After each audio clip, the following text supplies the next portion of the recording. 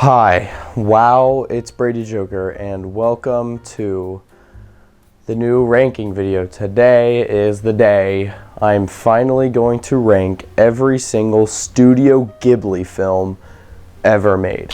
Now, just last month in February, I watched every single Ghibli film to make sure that my ranking is completely accurate, except for The Boy and the Heron. I couldn't find it. Sorry, I couldn't find it. Also, congrats to The Boy and the Heron for winning Best Animated Feature at the Oscars. I couldn't be more happy about that choice. Anyways, this is going to be a very long video, so I just want to remind you guys this is going to be completely subjective, no objectivity here. And I also want to say I watched all of these in dub. I've seen all of these in dub. Some of them I've seen sub for the ones that I've seen twice, but most of them I watched in dub. I know that might make people mad, but I genuinely don't care. Also, for the remainder of this video, this border is going to be around the screen because apparently Ghibli is like really bad with copyright. So unfortunately, I'm gonna have to put this border around the screen for the remainder of the video just because I really don't want to get copyrighted, but I want to show the movie clips because that's fun. So yeah, with that being said, let's get right into number 24.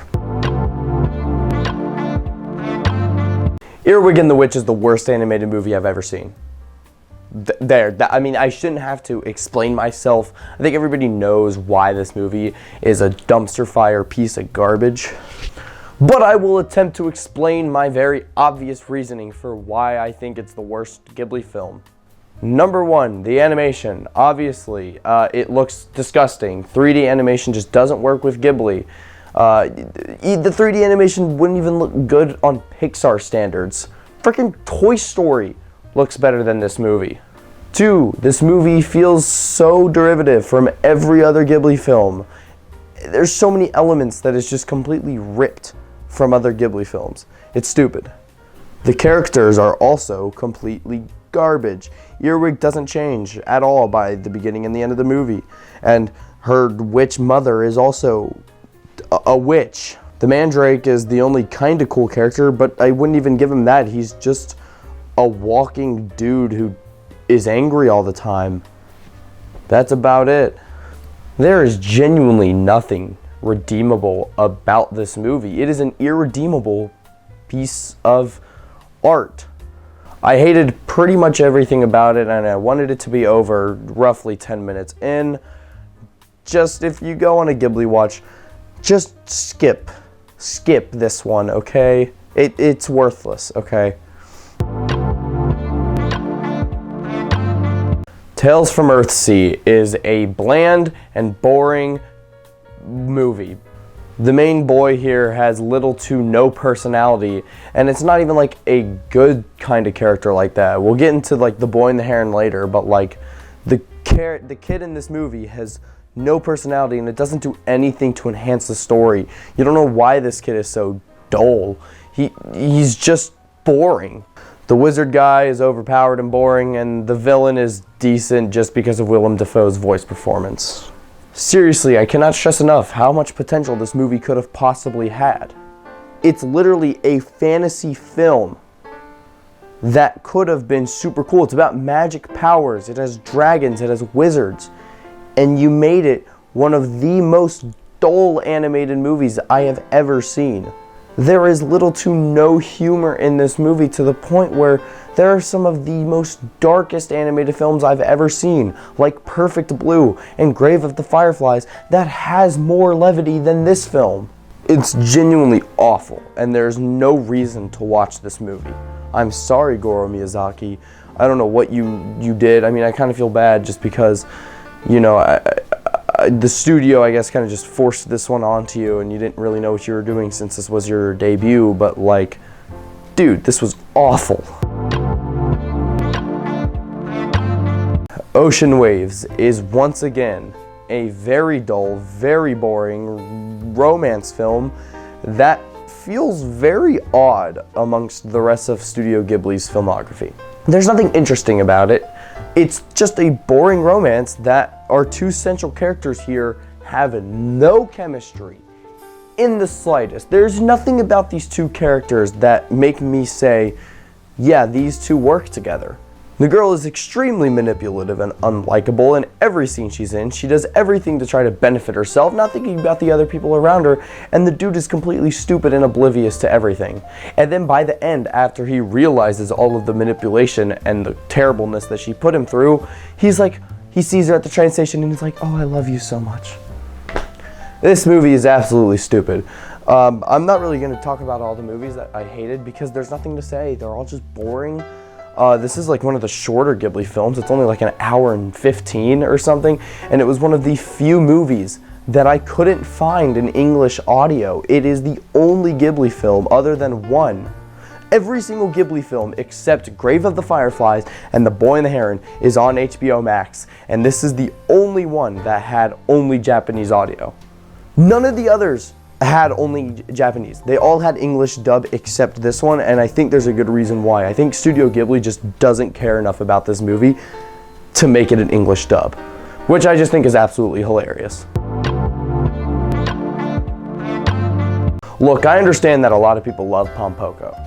They think it's cute, they think it's funny, they think it's just a fun time, a charming experience, but for me, what I got out of this one was almost nothing. The movie really suffers, for me, for not really having a central character to latch onto. Each character in this one is kind of given equal amount of screen time, and for a movie that feels incredibly slow, it doesn't work for me.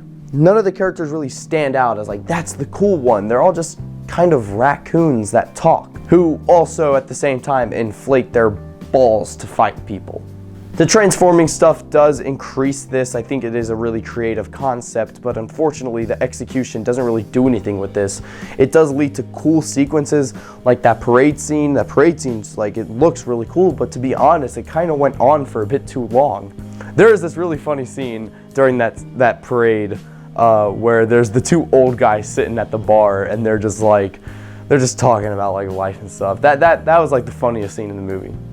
I also thought the ending was really effective, and that is what I wish the movie explored more of.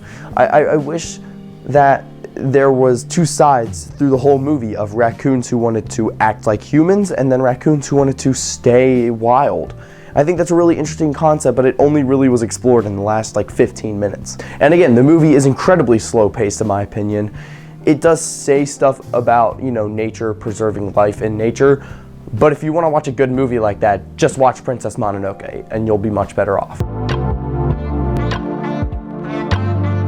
The Secret World of Arrietty is a weird one. When I was watching all of these, there was a night when I was just like, okay, I've only seen roughly 5 or 6 Ghiblis. I'm gonna start with one this month that I have no interest and I know nothing about it, instead of going straight to like the ones that are acclaimed and stuff. So I watched this random movie that I knew was a Ghibli, but knew little to nothing about it. I also want to point out that Will Arnett is in this movie, and literally I just finished the Lego Batman movie before starting this, and I had no idea. Thought that was really funny. Anyways, this is another Ghibli film that really feels kind of uninspired compared to the others. It really just is a little magical world where the boy and the girl meet and the dude's gotta help the girl. That's literally the whole movie. The villain in this one feels very watered down, not really threatening in the slightest. The stakes are very low throughout the movie. I do like the relationship between the central three here, Arrietty and her parents. They're really sweet, even if the mom can be a little annoying sometimes. But yeah, the main chemistry and romance between Arrietty and the dude feels very weird. The dude has no personality in the slightest. He just kind of walks in and he's like, hey, I'll help you out. And for what it is, it's a fun, creative movie. It looks nice like every Ghibli film, but to be honest, just nothing about it really stands out in my mind when I'm talking about the Ghibli films. When you talk to somebody about Studio Ghibli films, you're not gonna start talking about The Secret World of Arrietty, okay?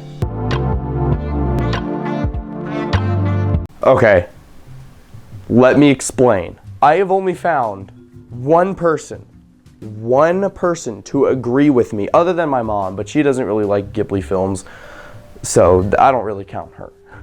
Thanks also, Mom, for watching all of these Ghibli films with me. She watched like half of them, so I appreciate her watching them with me, but Shay Frillis Productions is literally the only dude I can find who agrees with me on this.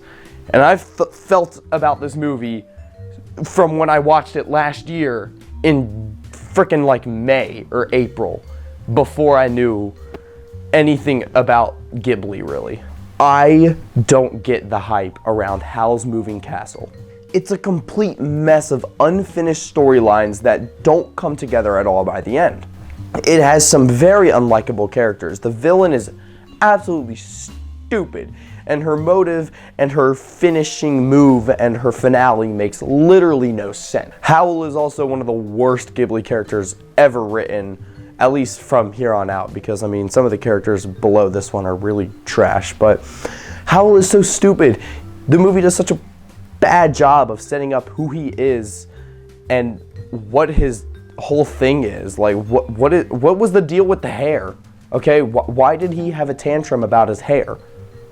Someone tell me. Also, someone tell me why Sophie drops in and out of her curse throughout the movie, because that is one of the most confusing and weird design details I've ever seen in a movie. My first thought was, oh, it's when she's feeling love for Howl, but no, the movie counteracts that so many times. It makes literally no sense. Their chemistry does not work at all for me. The only thing that saves this movie is the first 45 minutes. They're really charming. And the side characters are nice. I like Markle and Calcifer. They're pretty cool. But I seriously don't get the hype. It's a fine movie. It has way too many plot lines. The movie doesn't know what it wants to be. This thing is like 5 different genres, and they don't mesh well at all. And nothing comes together satisfyingly by the end. I just don't get the love for this movie. And you can be like, oh, well, you have to watch it as a kid's movie. It's a kid's movie. You have to feel the charm of it all. I'll be like, no, I'll just watch My Neighbor Totoro if that's the case. I don't even get the same childhood feeling that I do when I watch something like My Neighbor Totoro. This movie just makes no sense to me, as well as its love surrounding it. And I'm sorry about that, but I'm so glad people love it. I don't get it. The Cat Returns is a fun movie, and that's about it. It has no overarching themes, it has no real emotional drive by the end. It's just a fun, charming movie that is over before you know it. And that's something that I think the movie suffers from a lot, is how quick this movie is and how short the fantasy elements are, because we get to the fantastical cat world like 40 minutes into the movie, and at that point we only have like 40 minutes left. So it's like, okay, what? I wanted more fun cat adventures and not so much her going to the world. It felt a bit boring in the first half. But yeah, as soon as you get to the cat world, that is so good, and Tim Curry as this fat cat king is hilarious. It's just a very fine kids movie that's really short. It's a quick watch, good follow-up to Whisper of the Heart. I really like it. Porco Rosso is starting to fade with me as time goes by. Don't get me wrong, I think this is a really good film. It's really funny, I think the voice performances are solid, all the airplane scenes are great, it has really fun side characters, and a great antagonist. So why don't I like it? Well, there's no emotional drive in this movie. And I know I'm going to be saying that a lot, but I really just care about emotions. I think in order to make a great kids film to work as something that can be made for adults and teenagers too, you gotta have something emotional in the film. And of course there are exceptions, which we'll get to, but this movie just doesn't really capture that essence well enough to be held up as one of those great kids films that aren't emotional. The movie is very funny, it has a lot of good moments. I think Michael Keaton is great as this piggy. I don't really like the ending though, it kind of feels a bit abrupt, as well as I think the Gina, is that her name? I think she's sidelined incredibly hard. I wanted to know more about her past along with Porco Rosso's past. But overall, it's a really fine movie in the moment. You're watching it, you're having a good time, and then you're not going to remember it 2 days later. And unfortunately, that's what happened with me. Ponyo is like Porco Rosso. It's a very fun, cute, charming movie. has a bit more of an emotional punch than Porco Rosso, but not that much. It's, again, like, I'm gonna be repeating myself for some of these. It's a really, really good kids film that anyone can at least enjoy. It's absolutely stunning. Miyazaki's world building is great. The underwater world, kind of like The Little Mermaid, is so vibrant, so beautiful. I love Sasuke a lot in this one. He's a very confident, very determined protagonist. I really like him and his mom's relationship. The ending is, again, a bit abrupt. Like, it's like the world, it's literally like there's barely an epilogue, if that's what you want to call it. I mean, literally, the world gets saved, right? Ponyo kisses Sasuke, credits. It's like immediately, like there's no time to breathe, which is kind of fun. I swear to God, this microphone is ruining everything. But yeah, just a really fun, charming movie that anyone can like. My Neighbor the Yamadas is probably the funniest Ghibli movie out there. Hi, Editor Brady here.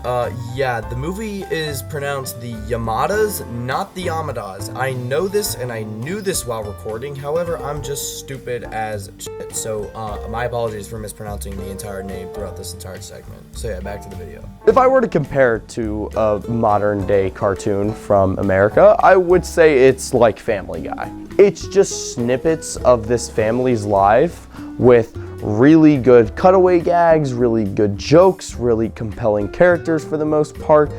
I just wanted more, and I wanted some of the stories to be cut down a little bit, and I wanted more like smaller stories, you know what I'm saying? There were some that were like 20, 25 minutes, and I was like, I think the movie would have benefited if some of those were cut down a bit, and we could have gotten a bit more stories to really develop the characters and their personalities, because the little girl has like no screen time at all. I really like the son in this one. He's very relatable, very real. The movie does a great job with that. I think Takahata is just really good at immersing his audience with his characters instead of his world like Miyazaki does.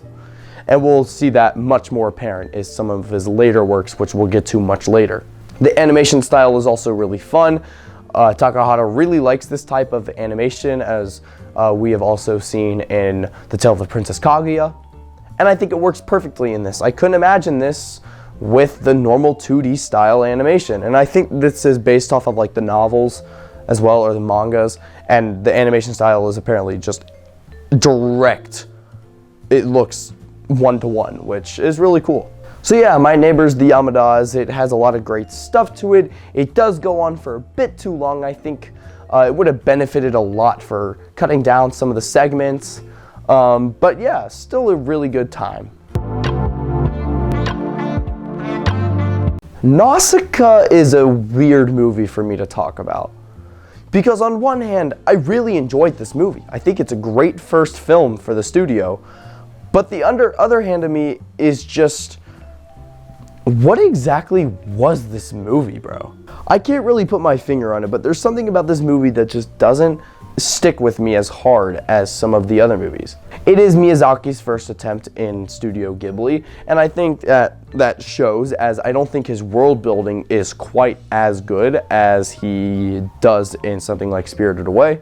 But he does make up for it with really enjoyable characters for the most part. I think the antagonist is really cool. I really like a lot of the stampede scenes with the bugs. That's really cool. The jungle is just a little weird to me, but I think it's really cool when they explore it. It looks really nice. Not the most stunning Ghibli film, of course, but it does look nice. It really just is your typical great action kids film that has good characters, good emotional punches towards the end, with the stakes that are pretty high at times. Solid, great film. When Marnie Was There is one of the most stunning Studio Ghibli films to date. If it weren't for The Boy and the Heron, I would probably say it is the most stunning. The characters are so expressive in this one. They feel so lifelike. It feels like a 3D animated film, but it's not. It's so beautiful to look at. The water, I mean, you can just tell by the poster of the film. The water is simply gorgeous in every shot, as well as the characters are really enjoyable in this one. Our central two is their chemistry is just so good to watch their friendship build as our main character really opens up out of her shell. The ending, I think, is a very satisfying conclusion. It does just drag ever so slightly in the middle. There's just some parts where I'm like, okay, I just want to get back to like what the core plot is. There was a little bit of meandering I felt in the middle, but I really did enjoy the central plot that this movie was driving for. This is just one of those prime examples of Studio Ghibli taking a character and just showing how they change, how somebody can change throughout the course span of a couple months or weeks or even days in the case of Spirited Away. Studio Ghibli is really good at showing the change in people that can occur, and I really appreciate this film for that. My Neighbor Totoro. It's literally the face of Studio Ghibli. I don't know what else more to say there is. It's one of the happiest films ever made, which is why I think it works so well. It's such a fun movie. It's so whimsical. I do have problems with it, however. Some people might disagree with me on this one, but I do think the movie lacks a story, and I guess that is kind of the point. I guess some people really like the fact that there really isn't a story to latch onto, but for me, I kind of just wanted some plot, as well as Totoro is not in the movie that much, like barely. He's in like 4 scenes. I mean, granted, all of the scenes that Totoro is in is top tier perfection. Anything whimsical is happening. When they start flying and then they go on the tree, oh my gosh, I feel like a kid all over again. I love the sibling relationship in this one. They capture perfectly how siblings behave and how they look up to each other. It's just really good dynamic there. If you don't enjoy this movie, like seriously, somebody must have crushed you. Like you have to be soulless to not at least like this movie. Seriously, how could you not love My Neighbor Totoro? From Up on Poppy Hill is a weird movie to talk about. Because on one hand, it starts out as a great romance film. I really like the school stuff as these students are so determined to save their club from getting destroyed. It's something that I'm sure a lot of people can relate to.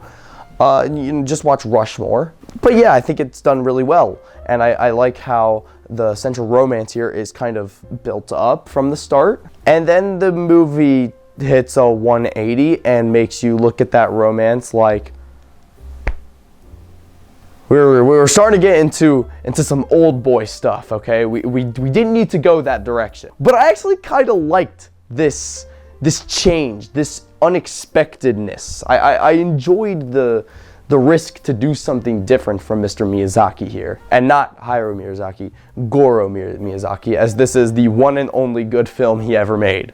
And then I think the ending finishes this movie off with such a high note. It's so cute and charming. It's really good. But man, that middle chunk is just like, it's absolutely bonkers, the places that this movie went to for a minute. But I really like as they both start to struggle with the situation at hand, as they both start to learn more and more about their past. I think it's a great film, really fun, really funny too. This one has a lot of great humor. Definitely recommend checking it out.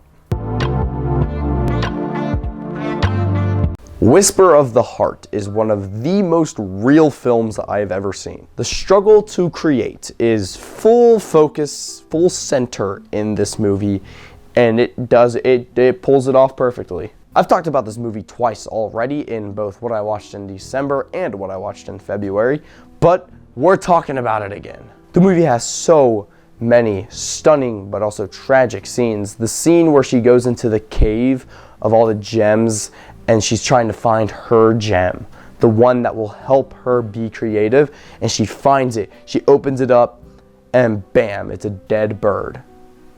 It is truly soul-crushing in that moment.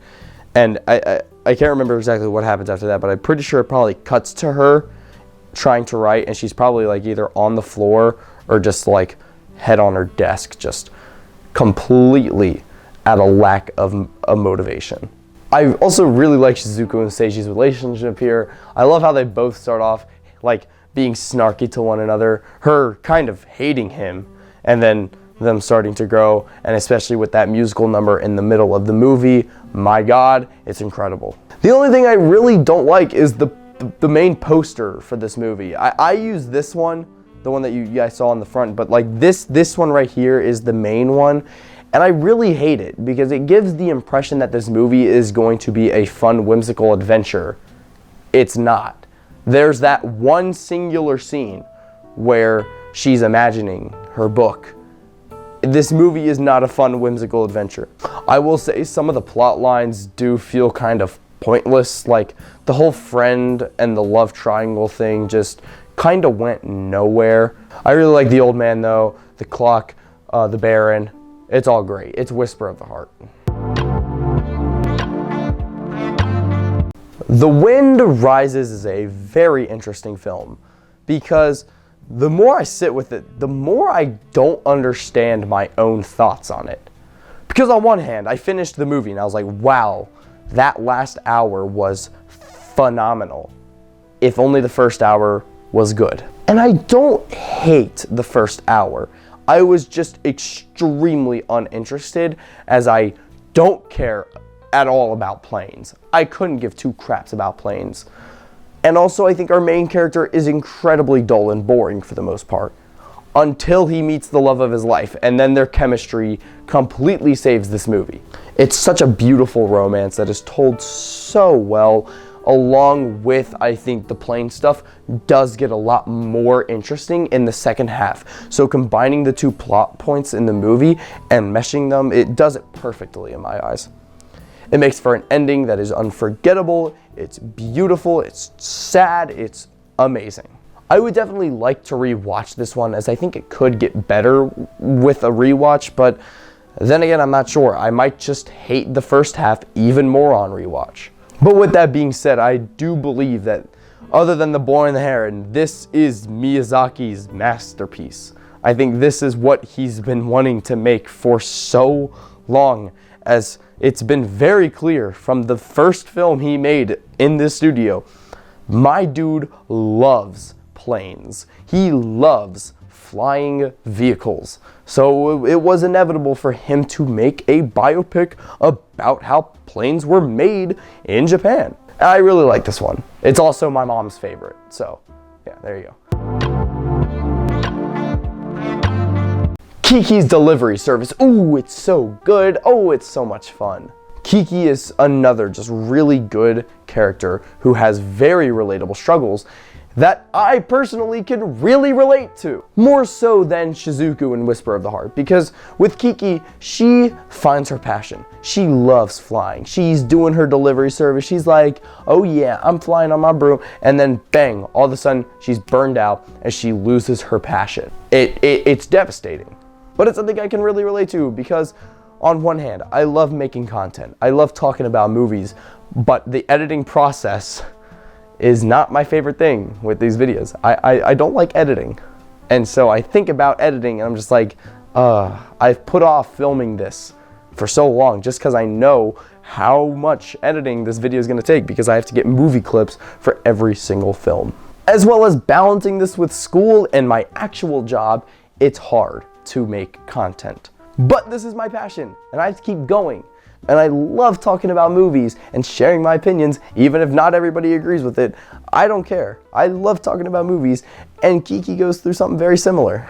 She does find her passion again in the form of the very climactic ending scene with the blimp that is a little too extreme. I think it kind of comes out of nowhere, as well as I think the stakes are incredibly low. It's so funny how much you know that nothing bad is gonna happen. I really like the scene of her and Tombo on the bike and then they start flying. It's really nice. I also really like the black cat sidekick. Really good one that was completely ripped off from Earwig and the Witch. But yeah, it's just a really fun movie with great messages about, finding yourself, knowing who you are, and your passions. Really great movie. Definitely go check this one out. Castle in the Sky, in my opinion, is the best Ghibli film when it comes to being a fun, whimsical, creatively made movie with really no big themes or messages or even an emotional punch. It just has two excellent protagonists with a great friendship / romance. It's great. The side characters are also really fun. I really like the pirates, other than when they are being creepy around Sita. It's really weird. But other than that, they're really fun. I really like their quips. The head woman in there is really badass. She's really cool. Also really like the bird. I also really like the antagonist in this one. I think Mark Hamill delivers a great voice performance. I like the way that it expands on the world that, you know, we're learning about with the Castle in the Sky. I also just think that's such a creative concept of having just a floating castle in the sky. That's so cool. It's such an intriguing film. Sita is such a great protagonist here. She's very strong. She's very confident in herself. Great film, great climax, great action. Really fun kids movie that anybody can love. The animation is stunning. There's that one scene in the cave with the uncle that when they lay down and they see all the stars inside the cave or something. Whatever that was going on in there, it was stunning. Truly a remarkable film that is easily one of Ghibli's best. Okay, so I might not think Spirited Away is top 5 Studio Ghibli. Move this man! I know, I'm sorry, but let me give you my reasons, okay? I just think the movies above this one are better. Don't get me wrong, I think Spirited Away is fantastic. I'm so glad it won Best Animated Feature, because it really is great. The world that Miyazaki builds in his mind for this one is so creative. It feels like something that I would think of. Chihiro is such a strong protagonist. The way that she develops throughout the movie, the character growth for Chihiro is one of the best in Studio Ghibli history. The way that she helps No Face and Haku, it's great. No Face is also just a hilarious character to me. I think he's just so creative and really like deep, dare I say. There really just is something about the movie that just doesn't hit me as hard as the 5 movies that I have above it. I honestly cannot put my finger on it why I don't love this thing as much as I want to, or as apparently I should. It is just a very bizarre movie that it's just bizarre. There's so many things about it that just is completely not explained, which isn't always a bad thing, of course. I mean, Howl's Moving Castle doesn't explain like half of its plots. But I mean, this one, why does the woman have a big old baby? Like, why is the baby huge? I've wanted to know this for so long. Why is the baby so big? I don't get it. As well as, why does she have severed green Viking heads as like henchmen? It's bizarre. But I do love it. It's really fun, super whimsical.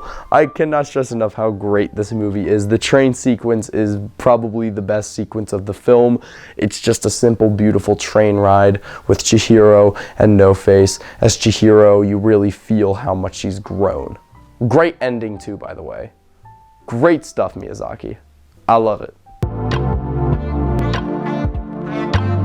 Only Yesterday is one of the most hard-hitting Ghibli films. I would probably put it at number 3 in terms of the ones that just are like, wow, that was deep. It is such a great concept. Takahata really went out of the norm for animation. He takes this story of a woman who has lost herself. She doesn't like where she works. She has lost her spark, her creativity that she once had as a kid. And when she's traveling back to the countryside, she's having her memories from when she was in elementary school. And throughout these memories, throughout the movie, she's remembering who she was, what she needs to do to find herself again. And it's absolutely beautiful. I also really like the side characters and subplots in the movie. The farmer guy is a really great companion for her. The way that he expresses his passions so much. It reminds me of myself because I kid you not, guys, the amount I talk about movies to people is immeasurable. It's insane. So I really found myself in that dude as he just has such a passion for farming. It's really nice to see someone who has their passions all figured out talking about it with her as she's trying to remember who she was. Also, the ending is amazing. That one story about the young boy that she retells is absolutely heartbreakingly amazing at the same time. It is so real, it's raw, it's a film that I cannot ever see being made today ever again. And that could honestly be the case with the next 4 movies, apart from one of them seen as it was released last year. But with all the others, I can't see these being made ever again. Maybe apart from number 1 and also, The Boy and the Heron. Spoiler alert, Boy and the Heron isn't number 1, sorry.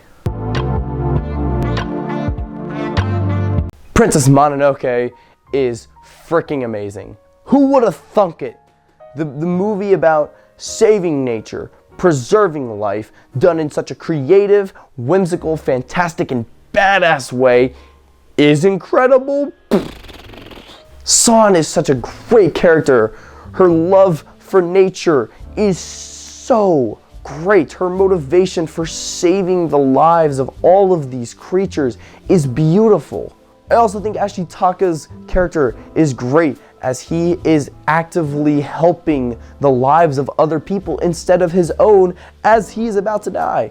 I like that as a character trait, but in terms of the movie, it's one of my few flaws with it.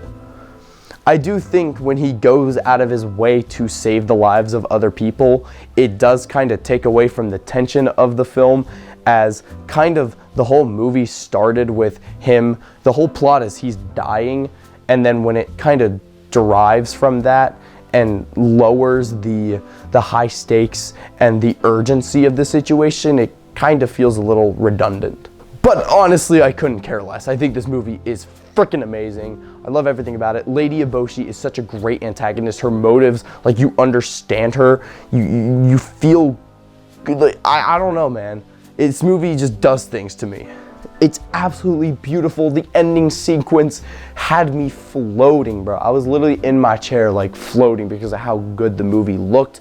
The spirit of the forest was such a great way to show, life in the forest. It's hard talking about this movie because it is one of the more complicated and complex Ghibli films, as it has one of the most broad worlds ever put on a Ghibli film. I mean, there's so many aspects to the film. There's so many different areas in the forest, and I think it can get a little confusing for some people, but I think Miyazaki does the world building pretty much flawlessly for what he was given.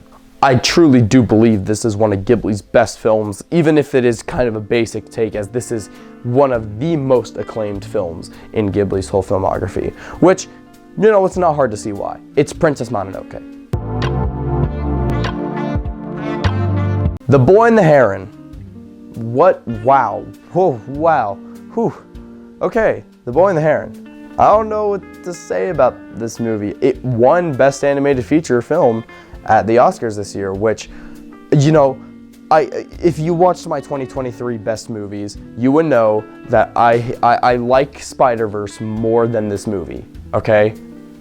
But I am so happy that The Boy and the Heron won over it.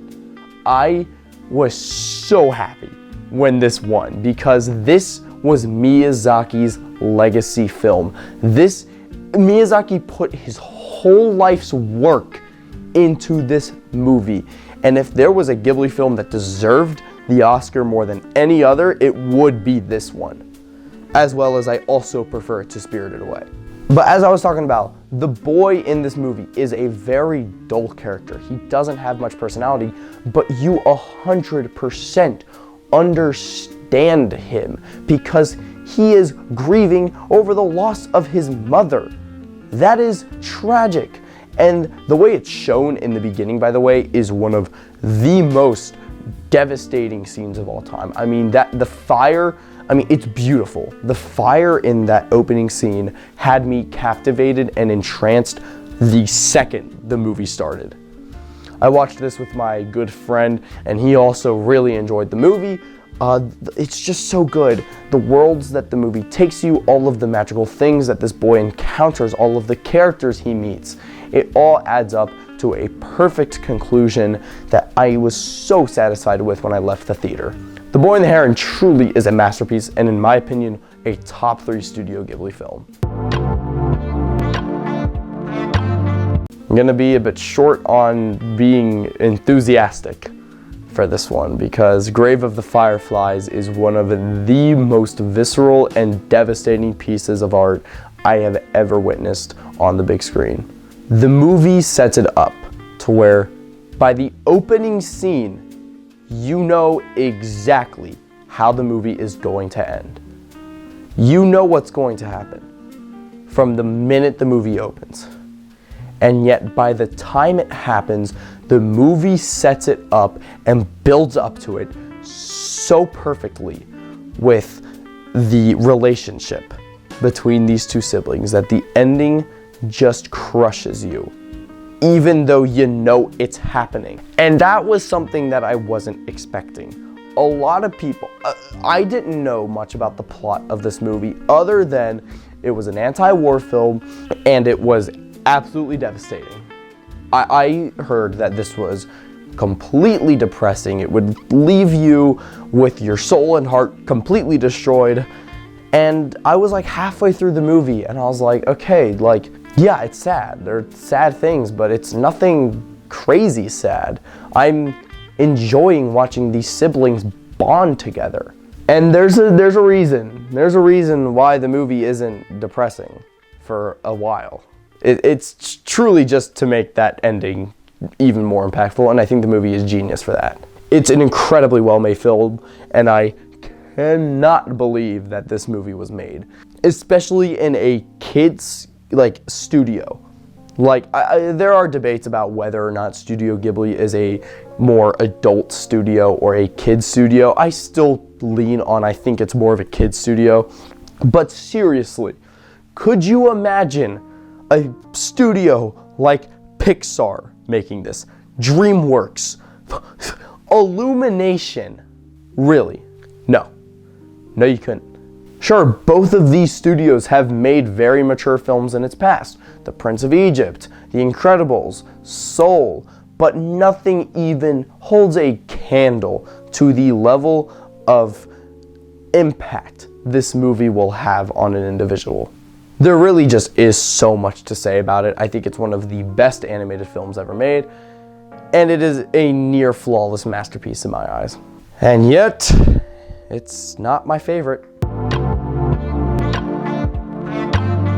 The Tale of the Princess Kaguya left me a changed human being. Some of you might look at me differently for what I'm about to say, but I watched this movie on a bus.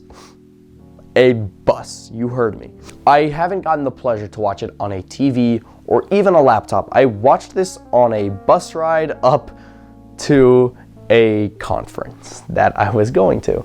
And everyone on the bus was asking me, Brady, what movie are you watching? What are you watching? And it is because the last hour of this movie, I was just in complete awe at what I was witnessing. I didn't know an animated movie could get that many emotions out of me. Do I think it's the best animated film ever made? No. It's Such a Beautiful Day will always hold that for me. But that is just depressing in every way. There is very little anything else in that movie. It is just depression. The Tale of the Princess Kaguya makes you feel every human emotion possible. It is soul-crushing. It is so joyful. It's a romance. It's beautiful. It's sad.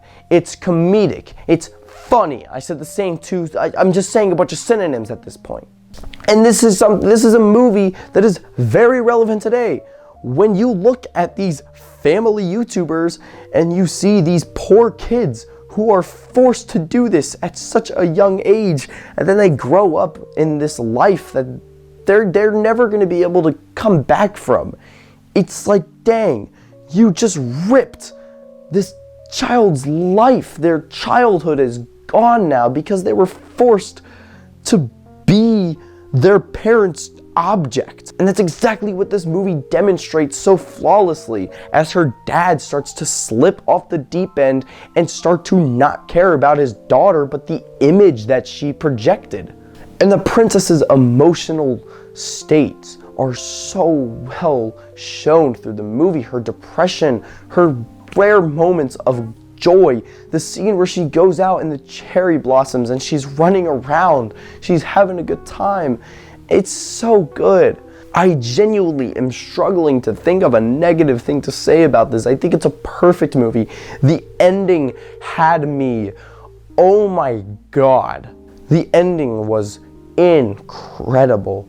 It is soul crushing. It takes your heart, rips it out of you, and is like, nope, you're not being happy today. It is genuinely a perfect film. It's beautifully animated. Takahata, you're a genius, okay? The animation style, like that My Neighbor the Yamadas, I couldn't imagine this film being a regular 2D animated film because the art style fits so perfectly with this movie. It's relevant to today. It's beautiful. It's devastating. It's funny. It's a beautiful romance. What more do you want in a movie? Again, it's not my favorite, or I don't think it's the best animated film all the time, but it definitely has the silver medal for both of those statements. I honestly have no idea how this lost to Big Hero 6 for Best Feature Film. I genuinely, it blows my mind that was a decision that was made by the Academy, that Big Hero 6 with Callahan, that was his mistake. Meme guy beat this film. God, enough said. This movie is a masterpiece. If you haven't seen it, go watch it. The warning, it's not everyone's thing, apparently. My sister and my mom didn't like this one. They didn't get it. It's a slow movie. It's not like a whimsical, fun Studio Ghibli. It's strictly a movie about a woman's life and her childhood being ripped away from her. And it does it in a perfect way. I don't know what else to say. It's perfect. And that's my Studio Ghibli ranking. I hope you guys enjoyed the video. Hopefully I didn't piss too many of you guys off. I know my Howl's Moving Castle and my Spirited Away take will probably make people mad. I don't care. This is my list and I like it. If you guys want more videos like this, I'm going to be ranking Pixar soon, as well as a ton of directors coming up. And with that being said, I hope you guys have a great rest of your day, evening, or night, or whenever you're watching this. And make sure to like and subscribe, of course, if you want to. And yeah, I'll see you guys in the next video. Peace.